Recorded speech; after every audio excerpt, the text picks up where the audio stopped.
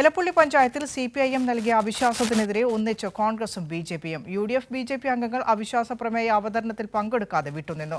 Quorum തികയാത്തതിനാൽ LDF അവിശ്വാസം ചർച്ചയ്ക്കെടുത്തില്ല. എലപ്പുള്ളി പഞ്ചായത്തിലെ അഴിമതി, പഞ്ചായത്തിന്റെ ഏകാധിപത്യ നിലപാട്, സ്പിരിറ്റ് നിർമ്മാണശാലയുമായി ബന്ധപ്പെട്ട വ്യാജവാദങ്ങൾ എന്നിവ ചൂണ്ടിക്കാട്ടിയാണ് അവിശ്വാസ പ്രമേയത്തിന് CPIM അംഗങ്ങൾ നോട്ടീസ് നൽകിയത്.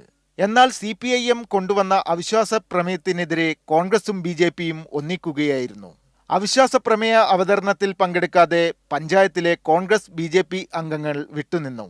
തെരഞ്ഞെടുപ്പ് കാലം മുതൽ തന്നെ കോൺഗ്രസ് BJP കൂട്ടുകെട്ട് എലപ്പുള്ളി പഞ്ചായത്തിൽ തുടങ്ങിയതാണെന്ന് CPIM അംഗങ്ങൾ ആരോപിച്ചു.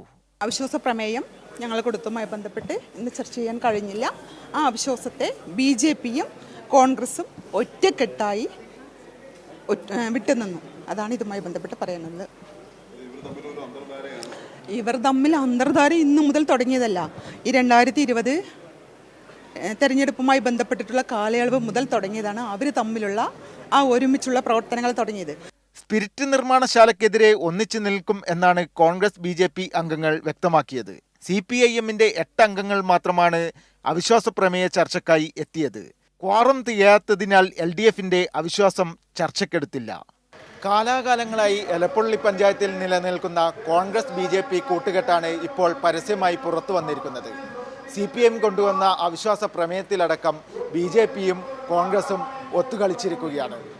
ക്യാമറമാൻ മഹേഷ് പാൽക്കാടിനൊപ്പം സച്ചിൻ വള്ളിക്കാട്, കൈരളി ന്യൂസ്.